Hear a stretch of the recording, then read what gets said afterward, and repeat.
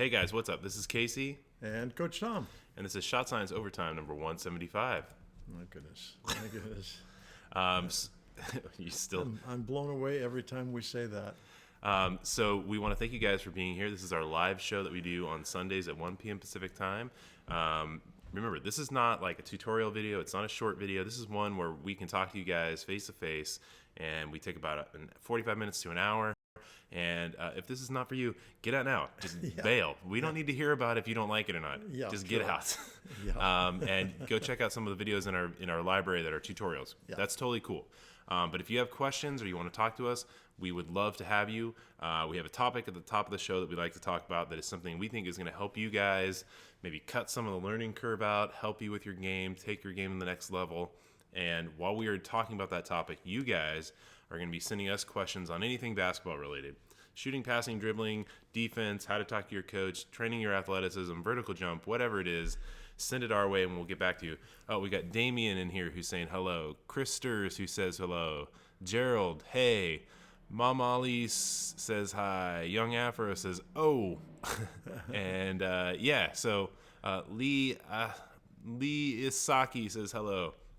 So we will be hitting you guys up as soon as we're done with our topic, but send us your questions because we want to know what you guys want to talk about. And we'll get to as many people as we can possible today, but also just keep in mind that we get to the questions that come to us early a little bit easier than the ones that come in at the end because, we run out of time. So get them in early. Help us out, too, by going and telling your friends and family to check out Team Shot Science and help us grow the team. And check out shotscience.com. We got a lot of cool stuff over there. Like our shirts and, some training stuff that we think is really beneficial for you guys. So, shotscience.com. Okay, so our topic for today is shooting under pressure. And we get questions about this constantly. People just want to know, like, how do I shoot when, either the clock's running down or the defense is pressuring me or my coach is on me or whatever it is. Shooting under pressure is one of the things that gets asked the most. Probably, right? Yeah, it is. And, there are several things to consider. One of the first things is that you should be asking yourself if you have a shot in the first place. That's one of probably the biggest mistakes for young players is they're not sure if they have shots or not. They can't judge if the defensive player is too close to them and maybe can get a hand on the ball as we shoot it. And that's basically asking what's a good shot. Yeah, it is. And understanding what is a good shot. When you have somebody who is right there who can possibly contest it and get a hand on it, even if it's just a finger on it, the shot's probably not going to go. And so understanding that is really important. The other thing is that when realizing what is a good shot is this also, there's a whole bunch of things to talk about. One of them is what is the situation as far as game time is concerned. Maybe we're in a situation, I saw this in a game, it was a girls' game about, maybe 2 months ago, and it was a real close game, a matter of a couple of points, and the team that was ahead took the ball out, and it seemed like there was about 40 seconds, and they took the ball down the floor, and the very first thing they did is jack a shot up. Yep. And it wasn't like it was a 12-footer. They jumped out and were shooting the ball from about 20 feet. Obviously, what happened, that didn't go down. The other team got the basketball, and now they come back down, and they've got a chance to get a shot to either tie it or go ahead, okay? Because the other team didn't have the discipline to select a good shot. What is a good shot, okay? And so that's one of the things that players really need to learn when they're learning this game is what is time situation all about? One of the things that you see this happen a lot during the season, and I saw it yesterday. I was watching some games on television. They were college games, and in both the college games I was watching, this situation came up where they came down and they're massaging the ball, moving the ball, doing a great job of getting the ball around the floor, but totally unaware of where the shot clock was. Yeah. And so in both cases, the shot clock ran out before they could get a shot up.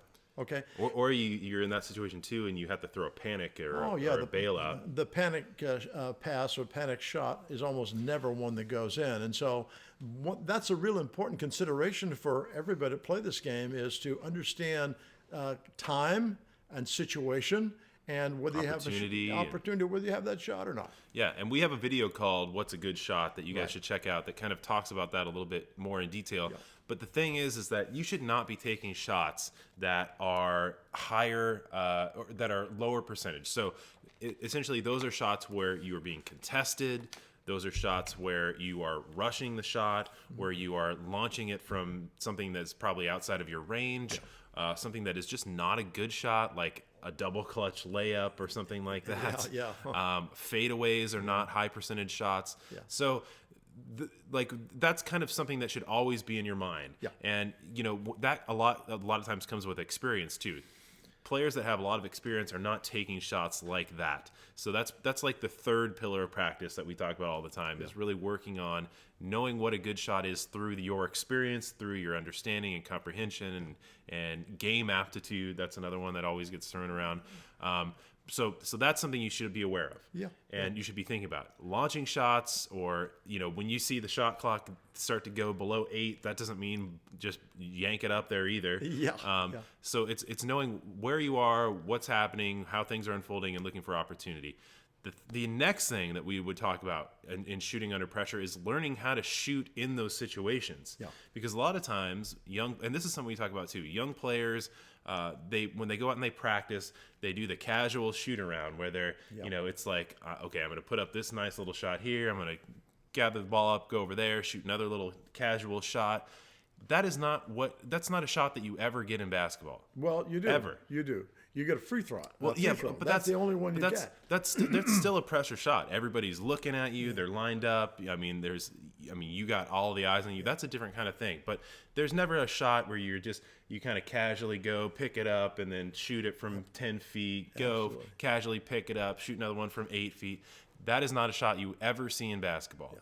So you have to train yourself. When you get out on the floor, you are going to practice the way that you would see the game unfold on the court in an actual competitive game. Right. So you have to train that way. Yeah, you do. And that's the second pillar of practice that we always talk about, and that's game speed, game intensity work, where you are out there, you either have defense that you're working with, or you're visualizing it, and you're playing at the speed and pace of an actual game. Yeah, exactly right. Because that's where the pressure comes in. Mm-hmm. If you're just shooting casually around, there is zero pressure. Right. And you're not shooting at a very high speed of execution. Yeah. And that's not the way the basketball is played. It actually is played very quickly, and you have to be on it, or you're behind the curve on the floor. Yeah, so you really have to have an approach that when you get into practice, and we like we've mentioned already, the 3 pillars of practice are things that it's the way that we think that you should approach all of these different aspects of basketball. Yeah. And the first pillar is just that diligent, kind of purposeful, slowed down, working on dialing in all of the mechanics. And that's something that is, it's maybe not the most fun part, but you're really working on that. For shooting, it's going to be something like the form shooting drill or something like that. Yep. Still, that's not casual shooting around, casual anything. Yep. That is very regimented, working on dialing things in. The second pillar is game speed, game intensity work, and that's the stuff that we were just talking about. You have to do it at the game and intensity of the game. Otherwise, when you step out there and you actually get the pressures of the game, the defender is there. The other defenders are ready to pounce on you.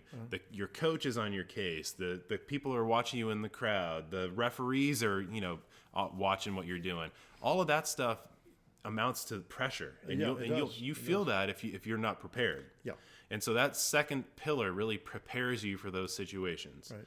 And then the third pillar, of course, is experience, and that's just something you have to get out there and play in competitive games and things like that. And the thing that I think is really important for everyone to understand is that when you are learning how to play the game of basketball, you're going to make a lot of these mistakes. And from those mistakes, you're going to understand the game better and what you need to do and not do.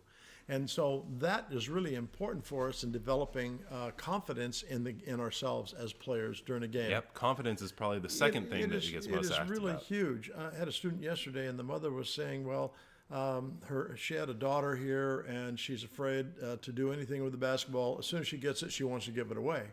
Well, that's an absolute determination that she's afraid that she will screw up.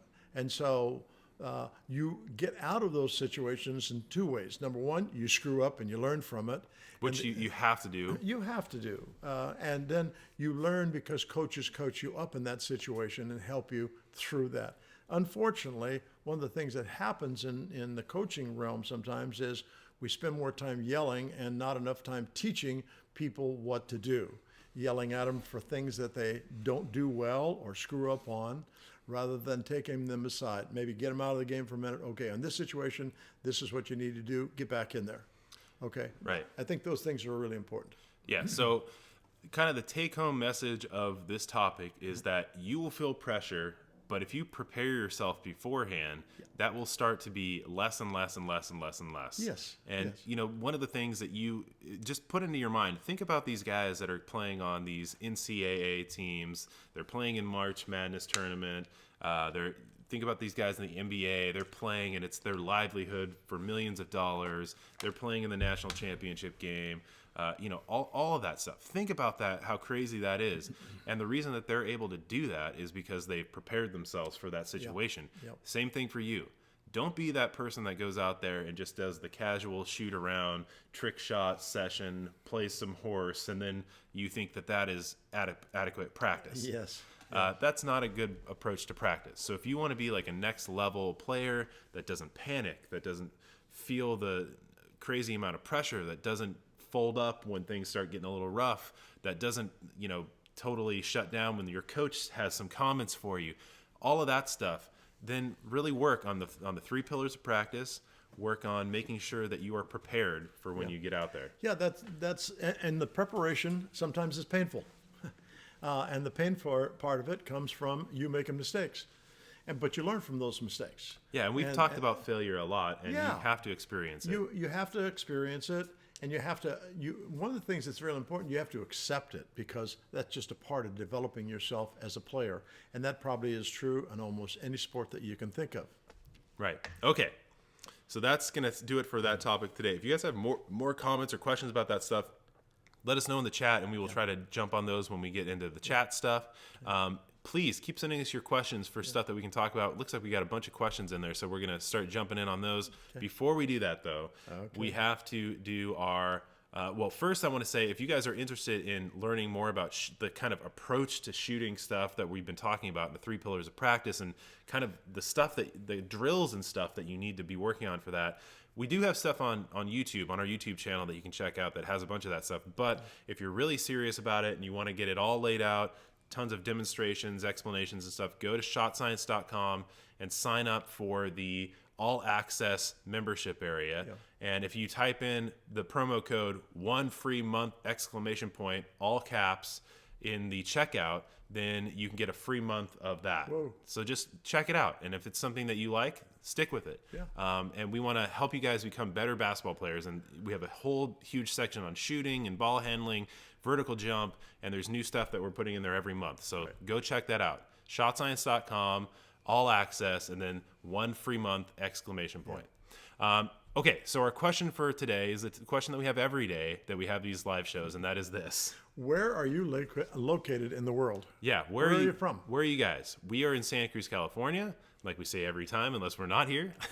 And we are about, just south of San Francisco on the coast.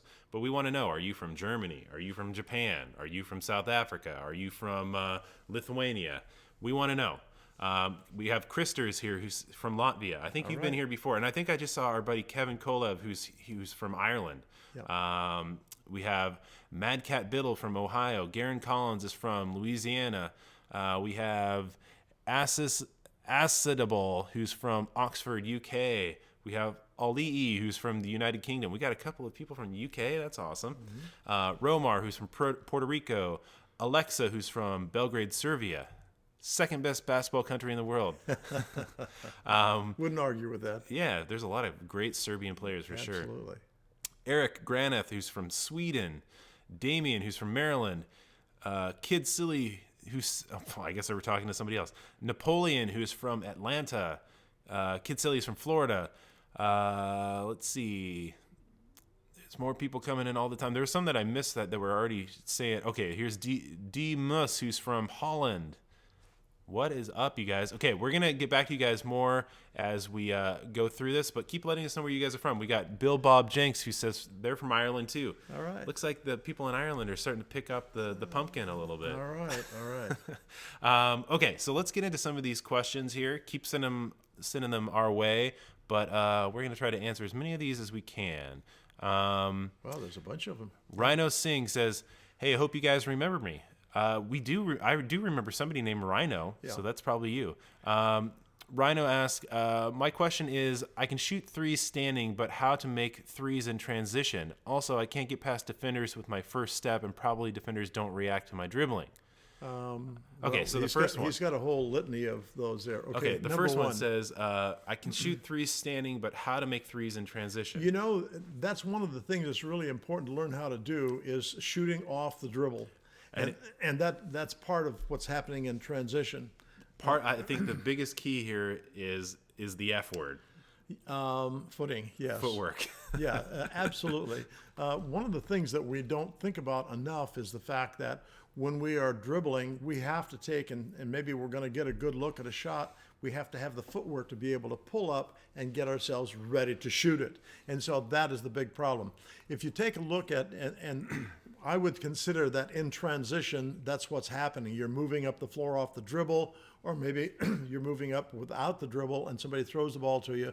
You need to have the good footwork to get your body under control and ready to shoot it effectively. Yeah, so that's number one. Go so ahead. footwork is probably the most important part in just generating the right amount of rhythm. Yeah. And we're not big fans of catching the ball and going right up into a standstill shot. Right. We think you should always be stepping into your shot, shortening the pass, but also generating the rhythm before you even get the ball in your hands. Absolutely. Catching the ball at a standstill and going up into a shot it's tough. Yeah. And your shooting percentage is probably going to be lower doing that because you have to do other things to generate rhythm that make your shot more complicated and add variables. Yes. So that's not what we like. No. We like catching off of good 1-2 footwork into the shot, and even if you are catching the ball on the wing, you should step into that shot. Yeah. Go ahead. Well, I was just going to say, and you can find information on that footwork in our YouTube tutorials.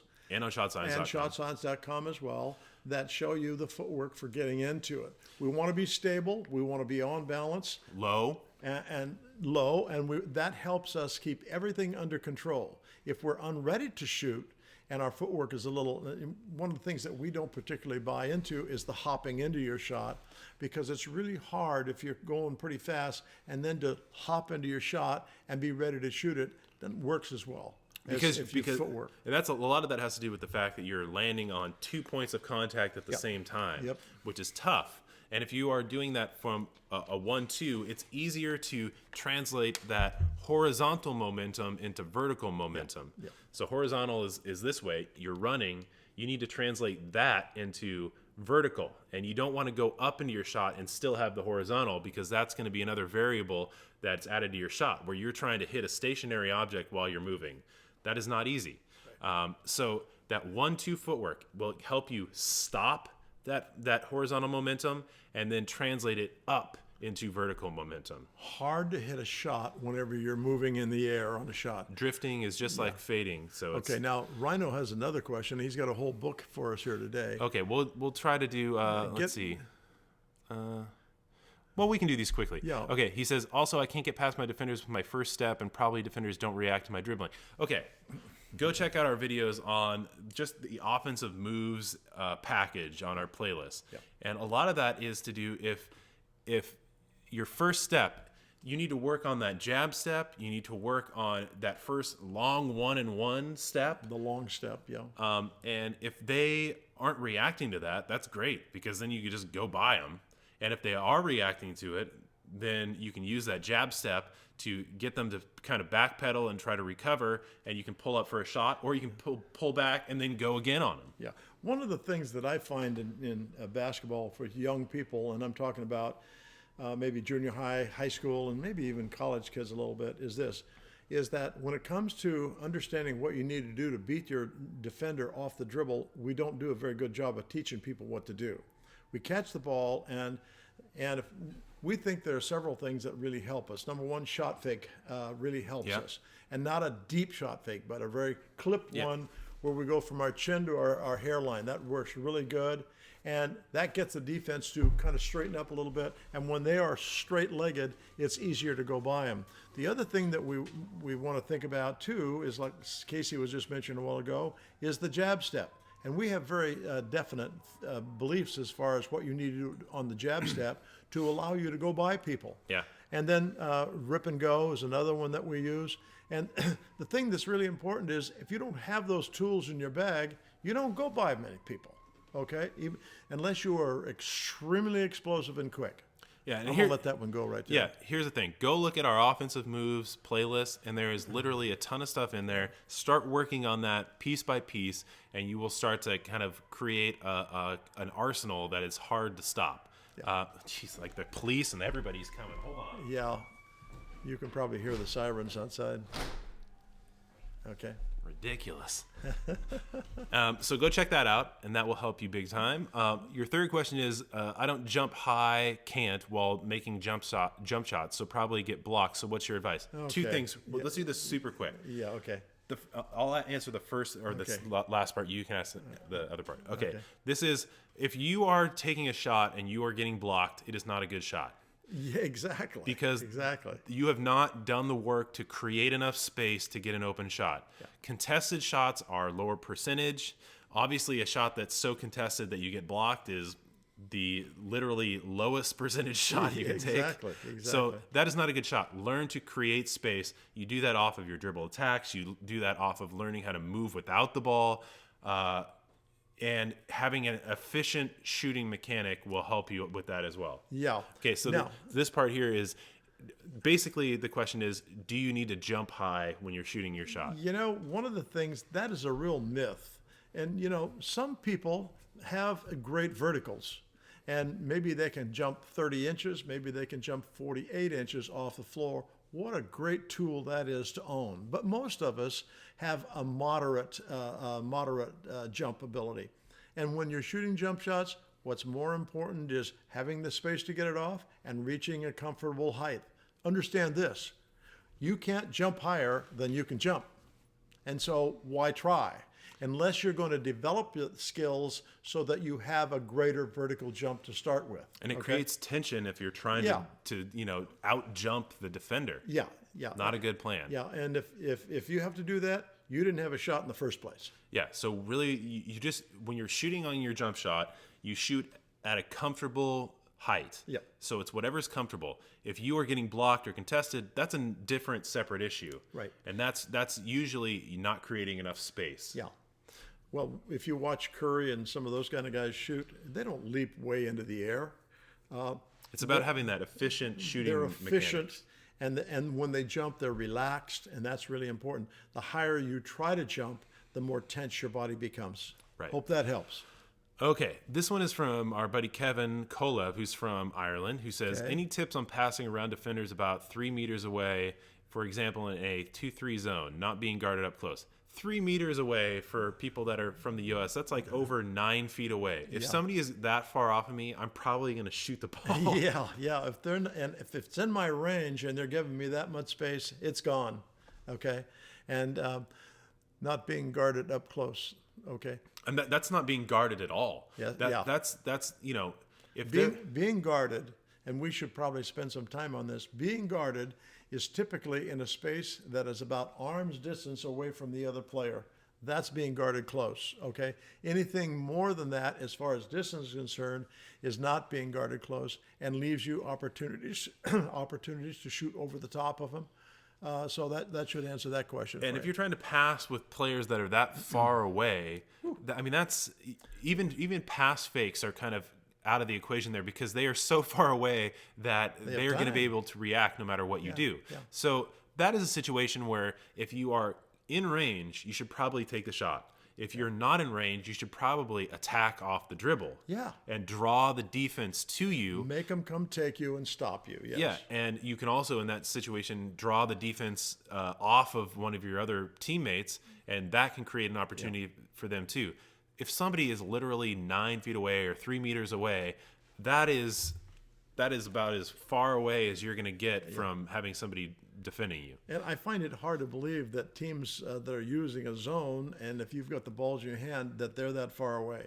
If they are, they're probably closing out to you to create a little more pressure on you as a shooter. I mean, that's halfway, from the 3-point line. Yeah. So and if somebody is closely guarding you, like maybe this is a little bit of an exaggerated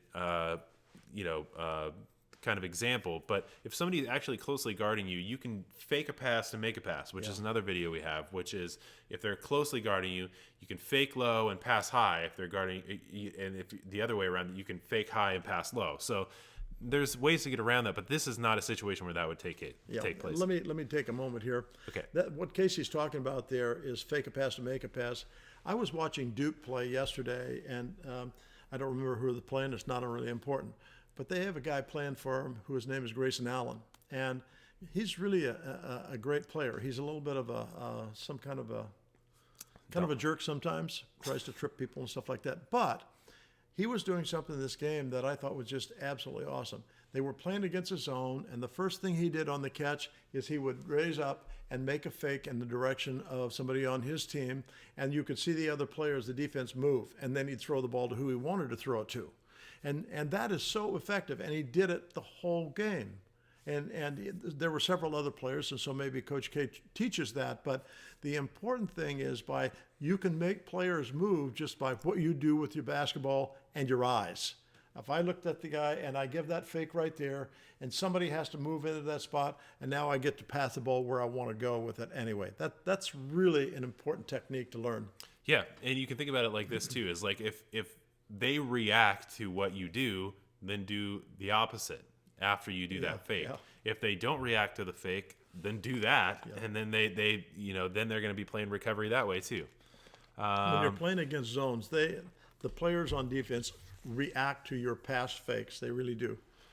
Okay, this one is from Alexa, who says, with a release where the ball is closer to my shoulders, I'm pretty accurate from 3, but I also get blocked. I can't get blocked with a higher release, but I miss a lot more.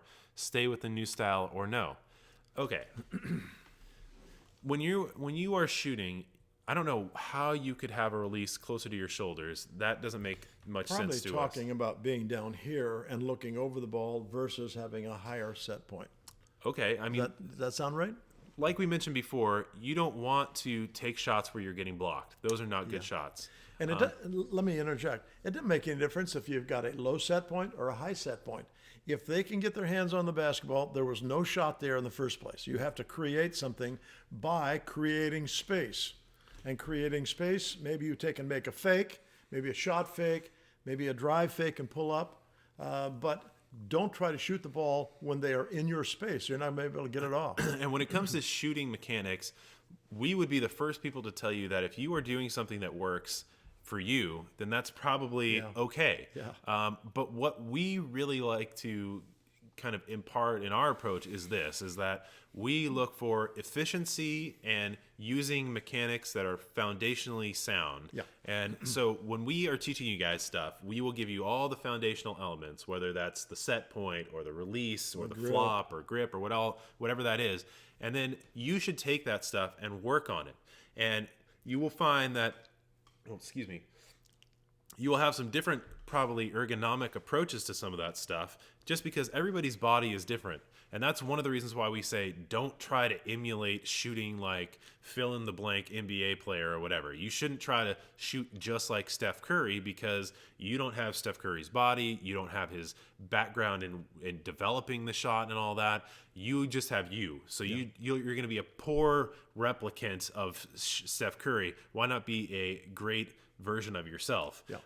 So take the foundational elements and work on those. If you have something like shooting the ball off of your shoulder, there's a reason why we don't like that very much. And the reason for that is typically shots off the shoulder are going to be flat because it's kind of that catapult You're version. kind of reaching on the shot. Yeah. And it also takes longer for the ball to get off of your shoulder and up into the release.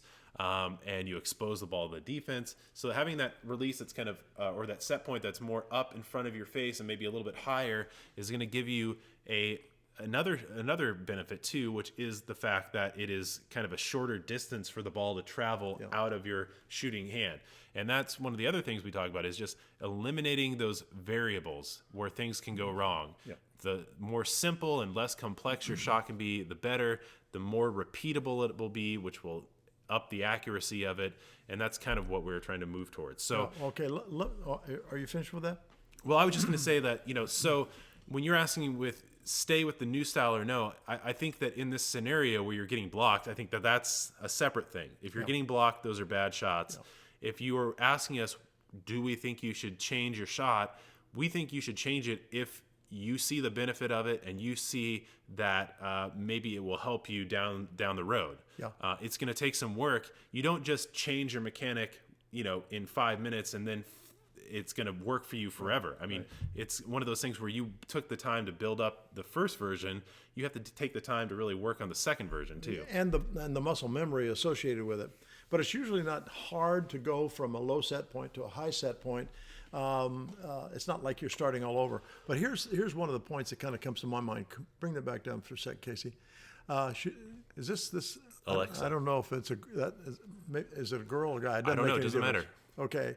I can't get blocked with a higher release, but I miss a lot more. The reason you miss a lot more, what's the reason? Figure that out. If you're missing because it's a power problem, and you can tell because when you release the ball is short and flat, or you can feel, not enough power there. That's telling you then you have to get your legs into it. So I would recommend, if I were you, I would recommend that you stay with the higher set point if you feel like you have the power to do that. You'll be surprised within a few weeks of working on it, if you work on it diligently, you'll find that shot starts to come around. And now you've got a shot that you can get above most of those people for a higher release. Okay. This is from Christers, who says, I'm pretty skinny. How can I get by or beat other players? Got to work on the offensive playlist that we have put together. We have so much stuff there. And the reason that I even brought that one up is because you preface it by saying, I'm pretty skinny. So what? Yeah, so what? There is no correct body type for basketball. People will say, oh, you got to be tall. You got to be, muscular. You got to be whatever. Well, we can find examples of completely the opposite all around that have made it to the highest levels. Muggsy Bogues was 5'3", and he was playing at the highest level, and he is, an elite player. And we have people that are 7'7", like Manute Bol. Same deal. He's playing there, and he's playing against elite players. And there's plenty of people in between of all different ranges. Same thing in the WNBA. All different ranges of height, size, weight, whatever. It's ridiculous to think that because you're skinny, that will somehow limit you, unless you let it. Okay, so to get to the crux of your question there is, how do I get by people?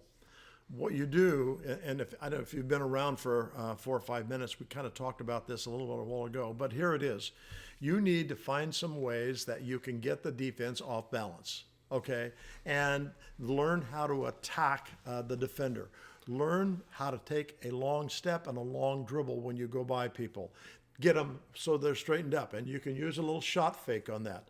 And the other thing that is important too is that when you use a jab step on them. And so there are elements that help you get by that person that oftentimes are overlooked. You think, well, I can just go by them but with speed. Well, if they've got a little speed, they stay in front of you, okay? And so you have to find some of those little things to do. Now, if you go to our videos on YouTube, that's where we have all our dribble attacks and whatnot, right? Yep, and we're going to be adding those to ShotScience.com too, with even more kind of broken down sections on that. Right. And so when you learn how to do some of that, it doesn't make any difference if you're skinny or thick or bulbous or whatever, because now you have the tools to take and attack somebody and beat them. And this is the last thing I will say on this too, is that people are so quick to use their physical attributes as an excuse. I'm too short, I'm too skinny, I'm too fat, I'm too whatever. That is the worst excuse you can have. There's so many reasons that you can get around any kind of perceived limitation. There's also advantages of being certain things too. So if you're short, everybody thinks they can block you. Use that against them. Yeah. Give them a shot fake. They're going to try to block you because they think they can. You're going to be faster, quicker, more agile. So let's drop all of that stuff where we're worried about that kind of stuff. Yeah. Okay, let's try to answer these in a little bit shorter fashion because we are and we're not even into lightning round. But this one is from Adebayo NBA 2K16, who says, "Can you give us 3 keys to improve your range without having to lower your set point and other things?" Well, we can give you 3 keys, but we have to use other things at least. Yes. I would say the first thing is this: footwork. Like we were talking about before, if you are just trying to shoot from a standstill, it's going to be a little bit harder to increase your range because you got to go down deeper with your legs. But we always say get your legs into it. And part of that is using that footwork, that 1-2 footwork where you can come in low and finish high. And if you're trying to do it from a standstill, you go from high to low to high. Or if you're hopping in high to low to high. Wasted time, wasted effort, and not good power generation. Yeah. Convert that horizontal momentum into vertical momentum with footwork. Yeah, the other thing that's really important is learn how to use your legs. One of the things that happens with a lot of people when they're shooting from a longer distance, they have a 2-part shot. Yeah. And when we talk about a 2-part shot, we're talking about one where we unload the legs as they straighten up, and we haven't yet begun to shoot our arm stroke. And so what happens is that legs, and then there's a moment of hesitation, and then the arms go. So when the arms go, we only have about 20% of our total power at our disposal when it's just our arms. And that's your delivery system. Yes, very important. Okay, and so what we teach is this, is that every shot needs to be a 1-part, and this is how we do it. Let me go back to 2-part real quick. We go 2-part, it's straighten the legs, time for a tea break, and then we're going to shoot it. If you have a 1-part, what happens is as the legs are finishing their extension, the arm is already on its way, and they pick up all of that power from the lower body. You'll find that your shot is going to be a lot more healthy when you can make it a 1-part shot. And that's all comes down to efficiency too. Yeah, Connecting all the parts, eliminating all the non-necessary parts, especially that are non-necessary moving parts, and making it more efficient. Efficiency will make it so that your power is not lost at any point along the line. Right. And you can find this in our videos. Yeah. We've got a ton of stuff on this kind of thing. And the last thing I would say is that you want to finish high. A lot of times when people are shooting from longer distances, they are finishing and their shot flattens out and they kind of have a tendency to push it. We think that you want to finish high with your elbow above your shooting eye. Exactly. Because that will give you the proper arc that you need to get there. Right. Right? Exactly. And here's the other thing too. Don't do things like dipping the ball. Don't use things like trying to use your lower body to do anything. Those are not proven. Those are not ways to make that ball go further. Yeah. Again, that will really hurt your efficiency, and it doesn't do the things that some people think that it does. Yeah. So that's all I'll say on that without getting into ranting. Okay. Bill Bob Jenks says, hey, I can make layups contested and in contact, but if I have a simple, basically open layup, I miss. I've already watched your vids on this. How can I always make them? Okay. That's probably like a psychological thing. And one of the things that you should probably be focusing on is your finish instead of all the other things. Yeah. I see people all the time who struggle with layups, and most of them are younger players for the most part, but it breaks down into this, just what Casey's talking about, is they don't focus on the target. And so what is the target on you shooting a layup? Well, if you're shooting a layup coming from the side of the basket, we instruct all of our players to take and shoot the upper near corner of that box that painted on the backboard. Okay, and if I'm coming in for the right, I'm looking for the upper right corner. If I'm coming in from the left, it's the other corner. And the point is that we want our fingers to go right to that spot. And the reason we want our fingers to go there, because if our fingers are going there, it's taking the ball to that spot. And if you hit it, it's a basket. It's an absolute basket. People who struggle with lay-ins typically will take and stuff the ball underneath the bucket as they're coming in, or they'll not get it high enough on that box where it can get in it, hit the rim, and kicks out. We actually believe in two kinds of lay-ins. One of them is the overhand like this, and the underhand is the other one. And we teach everybody how to shoot the underhand lay-in.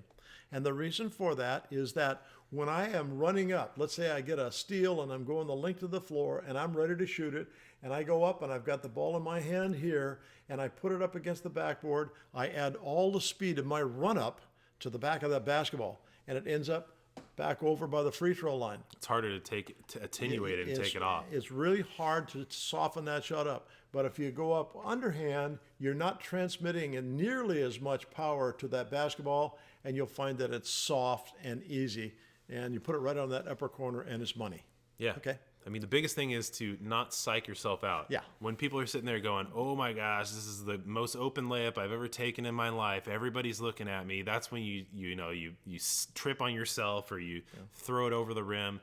Really put the ball off the backboard on the sweet spot. Focus on the finish. If you need to cue yourself, that's good too. Like corner of the box. That way you can focus just on that or something. Yeah, and that whole phrase that Casey mentioned, focus on the finish, I think is the absolute answer for people when they're having trouble with lay-ins or for shooting, period. Focus on the finish. Okay, Kid Silly asked us to go back and check out his question here, and this is what they ask. My handles have been getting better, but I realize that my footwork doesn't match up. How do I get footwork and speed like Kyrie Irving? Well, the thing is this, is that you need to deconstruct everything first. If your footwork is not matching up with your execution of the dribble, then you need to go back to the very beginning, foundational start of that, and work on building that up from the very slowest speed possible. Yeah. Too many people they see Kyrie Irving's video and they're like, I'm going to do that. They go out and they try to do that, and that is not a good approach. You need to take what he's doing or take that very foundational element of the dribble attack or whatever it is you're trying to do and work on it in the first pillar of practice, diligently and slowly. Literally, where you're taking, okay, I'm taking one foot, I'm putting it here, I'm dribbling now, I'm taking the other foot here, I'm dribbling there. Like doing it that slow and then building up your speed. Because when you start it slow and you build it up, you will be building the muscle memory. You will be building kind of like the proper mechanics. If you try to rush it or speed it, that's when you get bad habits. You don't get things to line up, and things kind of start to fold in on themselves, and you'll never really get to the potential of where you could be. Yeah, the essence of footwork is probably the most important thing in athletics. And people kind of discount it so much. We watch people who are doing different moves through their legs, behind their back, and stuff like that, and their footwork is horrendous. But they use it, and sometimes they get by with it. But the thing that you want to remember is that those feet, if they're operating the way that they need to be operating, you should be able to beat people off the dribble. Okay, now that doesn't mean that you're going to beat an NBA person off the dribble possibly, but your age and whatnot, that's going to help you an awful lot. Footwork. Footwork will be the most important part of any sport. Yeah, absolutely. Let's see. This one is from Assestable, who says, good offensive and defensive rebound drills or tips. Okay, well, I would send you first to our monster rebound drill video where we talk about that kind of stuff. When it comes to good or tips, I mean, that's hard to do without demonstration. But Yeah. I would say this, is that rebounding a lot of the time is about the mentality. And, a lot of people just stand there and hope that the ball comes to them, and that's supposed to be, their approach to rebounding. Not good. When the ball is up in the air and then hits the rim and it's free, you should be going after it no matter where it is. You should put your body on the guy, and blocking out is something that we've talked about in other videos, but get your body on the guy, find the ball, locate the ball, and then go after the ball. It doesn't matter what side of the basket it's on. Well, I'm going to take and change the wording on you attack the ball. Yeah. And if it's over there, attack it over there. And if it's over here, attack it over there. And so many people do what Casey's talking about. They block their person out and they're just waiting for the ball to come to them. It almost never happens that way. You got to go get it. And one of the other things I think is a real Well, soft thing. Here's something that I always think about when it comes to rebounding like that. And just remember what you were about to talk about so you don't forget it. I'll try. Okay, so think about this. Have you guys ever been in an audience or a crowd and they bring out the T-shirt machine, the T-shirt gun, That's right? That's a and good one. you're waiting there. You want the T-shirt, and they're launching the T-shirts up into the stands. Think about what your chances are if you're just standing there and you're waiting for a T-shirt. Yeah. Now consider if you're the guy that is just insane and you're running and jumping and trying to grab that T-shirt from anybody. Be that guy when it comes to rebounding. Don't be the person that's just like, please come to me. Yeah. Well, the other thing that I was going to say too is this: is that when you go to rebound the ball, rebound with both hands. Yep. So often I see young players, and maybe it doesn't make any difference how big they are. They're going after the ball with one hand. Well, you may catch the ball in that one hand, but it just takes a very slight touch of somebody else's fingers and it's out of your hands. Go get it and attack it with both hands. Get it up under the chin as soon as you hit the floor, and then make up your mind what you're going to do with it after that. Okay. Before we go on, I want to ask another question because I want to see what your guys' thoughts are. And that question is, what is one aspect of your shooting that you need to work on that you're going to go work on today? Yeah. So tell us what that one aspect is that you're going to go work on and leave it in the comments. So remember, we want to know where you guys are from, and we want to know what is one aspect of your shot that you need to work on to be a next level shooter Today. Yeah. So leave that in the comments. We want to know that. Okay, back to the questions here. This one is from Olii, who's I think our buddy from the UK, who says, in practice, I'm always matched up with the same person who over-defends me and is always heavily guarding me. How can I use this to my advantage? Well, listen. Think about this. This is a saying that we have, and we teach everybody this whole thing. They crowd, that's what they're doing to you. They crowd, I go. What does that mean? I'm going to the basket. The closer the defense plays to you, the less time they have to react to you attacking them off the dribble. And so that is a very simple approach, and it really makes honest players out of them because you go by them so quick. Okay? And so they crowd, I go.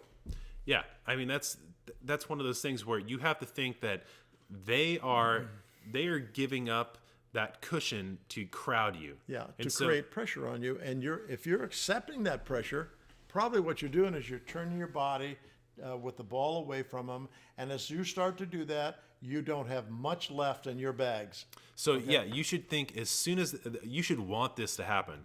As soon as they get up on you, you know that's Here we go. That's the just the immediate response is to go. And if you watch highlights or plays of like Michael Jordan or Kobe Bryant, as soon as somebody is up on those guys, they are attacking. Yeah. Because they're not going to sit there and panic. They're not going to sit there and try to keep the ball away from people just when they're getting crowded. They know as soon as that guy's on there, if they take a step, that guy has to recover, and it's going to take a lot longer for him to recover than it is for you to take another step. So go on that person. Yeah, okay.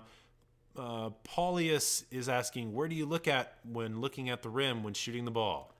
Okay, we teach everybody that we're focusing on the middle of that basket. And some people will have come back to us and say, well, Coach, how can you see that because there's nothing there? Well, there is something there. That basket on the inside of it is 18 inches in diameter. And it's orange almost all the time. It's orange, hard to see that. And then it's draped with a white net all the way around. Really hard to see that. But that's where we want to put the basketball, is right in the middle of that. We refer to that as the nest. We're going to take and put that egg right in the middle of that nest. So that's what we're focusing on instead of back rim, front rim. Those are false targets. If you hit them, more than likely the ball will not go in the basket. Yeah, and a lot of people have trouble visualizing that sometimes or getting the concept which, for some of us that doesn't make sense. But, if you are thinking about it and you're throwing, let's consider if you are playing a game of darts. If you are throwing the dart at the dartboard, you're trying to hit the bullseye, right? And that's that spot right in the middle of it. Well, now take the bullseye or take the dartboard and lay it on top of the rim. So now you're dealing in a different plane than what you're shooting at. But if you take the dart, you're going to loft it up and you're still going to try to hit that target right in the middle there. You have to visualize it because you can't see it, but it's still there. Yeah. Same thing is true with the basketball. You got to shoot it towards that kind of imaginary target right in the middle of the rim, the nest. Yeah, I've often wondered how the whole thing emerged in the game of basketball, that you focus on the back rim or you focus on the front rim. And in my kind of my intuition, it tells me that probably coaches were trying to make sure that we didn't shoot the ball short. If we shoot to the back rim, we're always going to be long enough to make the shot. But there are too many bad things that happen when we get to that back rim. Well, if you hit the back rim and you don't have a decent arc, the ball's coming out. It's not going to go anyplace, but it's going to result in a long rebound. Well, I think, too, also probably people aren't always able to visualize very well, and people need like an easy kind of fix for that. Yeah. And if you say, oh, well, just look at the back rim or look at the whatever, then that's easier than saying, well, if you visualize the target in the middle of the basket. Some people can't really do that. Yeah, that's true. So, but, think about the dartboard, think about the nest target right in the middle, and you'll be in good shape. Yeah. Okay. Rock Sports 43 says, what's your favorite move to give yourself space to shoot? For me, it is moving without the basketball and creating space that way. Yeah. You will get the most open shots doing that than if you have the ball in your hands trying to do a dribble attack or whatever. Doing a back cut, an L cut, a V cut. A lot of times, if you do a back cut, you will literally get the most open layup you will get in the game. Right. Would you say the same thing? Or? Well, for me, if you got the ball and you're at the perimeter and you're ready to shoot it, and you still have your dribble and all that, you've caught the ball, you're faced up, and here comes that defender, and to give them a little up fake here, take the ball and sidestep away from them, pull up and shoot the ball. Now you'll see Curry and Thompson do that all the time, and so that is a real good way to create space, because players, their egos get involved. They want to take and blow that ball into row 14 and feel really good about it. And so what happens is that when we give them that little up fake and we take the ball with our offhand and either right or left, take one little dribble to the side, step to the side, and we get that stroke. I love that one. Okay, players do too. Noah Rustin is saying, if you say to spend the money and buy a program online, which one do you recommend? Thanks. If you're talking about basketball stuff or athletic training, we're going to obviously say ours. Absolutely.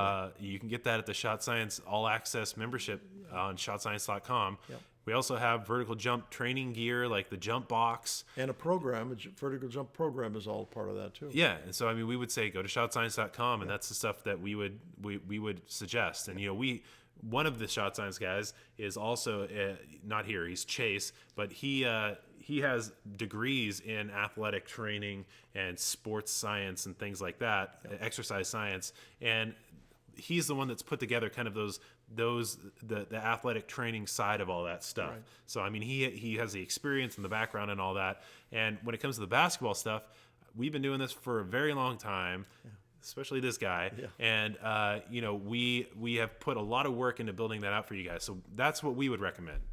Okay, let's get into some of these. These are the answers people are giving for what is the shooting skill they need to work on. Ali says strength. 2841 Guillerme says strength. Adebayo says they're from Sweden and they need to work on their range and shots off the dribble. Blue Monkey 576 is from the UK and says I need to work on accuracy and strength. MSD just needs to work on shooting, and they're from the UK. Keep up working on that sure. All right. Adam Tanganan, is that it? Tanganan? Arch and accuracy. He's from Watsonville. Oh, cool. That's literally 5 miles away from us, right? Yeah, real close, yeah. Zamari Green says, I'm from Allentown, Pennsylvania. I need to work on my mid-range game. Okay. Noah Rustin says, being able to shoot from deep past high school range. Why? Why, Noah? What do you mean? Why? Well, he's saying that that's what he's going to wants to work on. He wants to be able to shoot from deep. Well, you'd be much better off in teaching yourself to shoot within the range of your abilities and age. Okay, and maybe that's the 3-point line.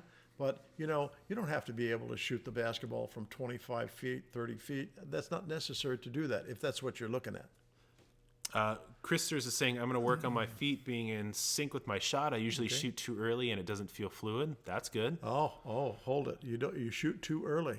Okay. 2841 Guillermo says arc. Zymer Green says, I'm 4'10 in 8th grade. What stuff do I need to develop to play high school ball at a high level? I want to play Division I basketball. You have to work on being an all-around, versatile basketball player. Yeah, absolutely. So many people get caught up in their height, their weight, their athletic build, things that are either they can't change or that are harder to change, but they don't spend enough time developing their all-around game. Yes. Doesn't matter if you are 3'5" or 7'5", you should be able to handle the basketball, shoot the basketball, step into the post, play defense, make free throws, rebound, play defense, all of that stuff. And that will make you a better player, and you can play in more places because of it. Well, the thought that's running through my mind, don't just set your level on D1 basketball. There's some great basketball that's played in this country in Division 2 and 3, and as well as NAIA. Great basketball. Well, like we always say, set the kind of stepping stone goals. Right. Make the basketball team, the high school team, whether that's the freshman team, JV team, or whatever. Get on the team that's going to give you the best experience there. Right. One of the mistakes I think people make is that, and this isn't partially something you have control of, it's more the coach, but they play on like the JV team or the varsity team as a freshman, and they don't either get to play very much or they kind of get physically outmanned all the time. Mm-hmm. And so you get frustrated, you lose motivation, and by the time you're a senior, sometimes you don't even play anymore. Yeah, right. But play on the team where you're going to get a lot of playing time and experience. That's going to be a better situation for you. And, just set that goal. I'm going to make this team.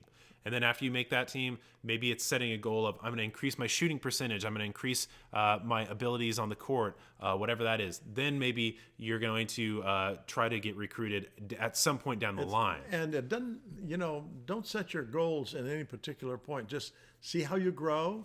And as you get better, there may be opportunities that show up that you're not even expecting. Okay, here's one from Noah Russins who says, how do you develop your own game? How do you find out which type of player you will play like? And how do people model other people's games? How did Kobe master MJ's game so well? Okay, biggest mistake you can make, and we'll keep this short because this is one we rant on all the time.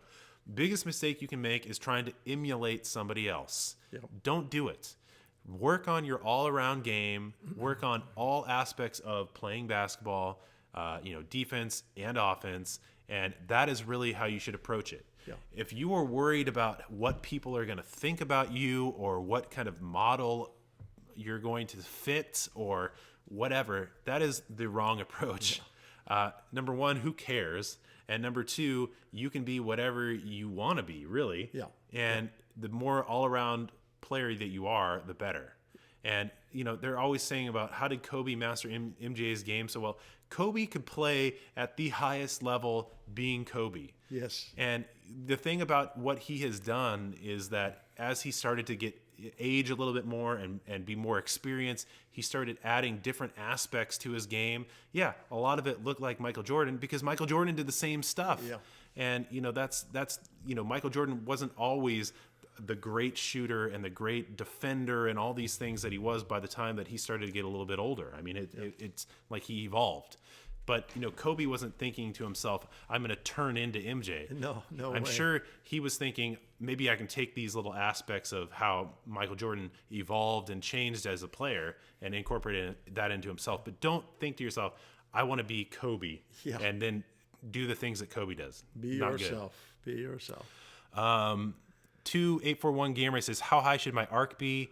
My coach says it's too high. He says mine is between 70 degrees and something else, I guess. Actually, that is too high. What we teach, and there are different people around, but we teach that we want that thing to be between 45 and 55 degrees on its way to the basket. And that gives us the largest size basket that we can possibly get. What happens often when you start getting a much higher arc, like one that is 70 degrees, is this what you get? You get a bell curve, and it looks like this, and the ball ends up being short a lot. But when you get that flowing curve that comes up here, that 45 to 55 degrees, as it approaches the basket, that's going to work pretty good for you. We found that.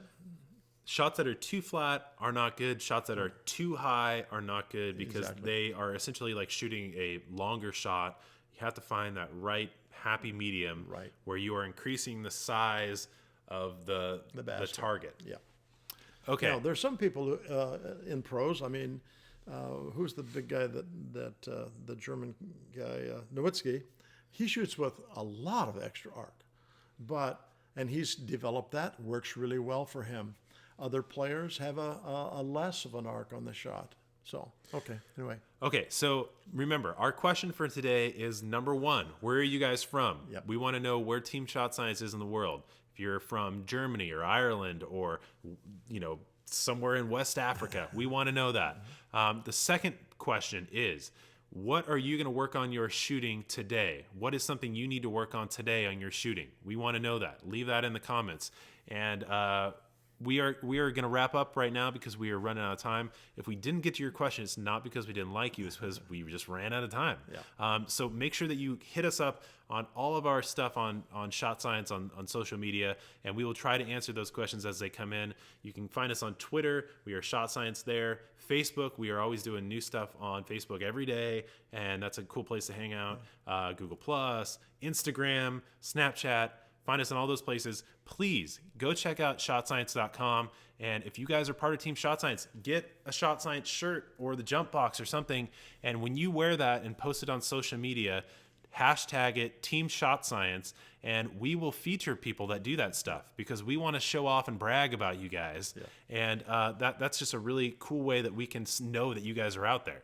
And also check out the All Access membership area there, because that's where we put a ton of like very detailed, specific concepts on basketball, shooting, passing, dribbling, defense, all that stuff, and also give you breakdowns and drills and everything that you can check out there. Okay? So thank you guys so much for being here. We will see you next time, and see you later. Thank you, guys.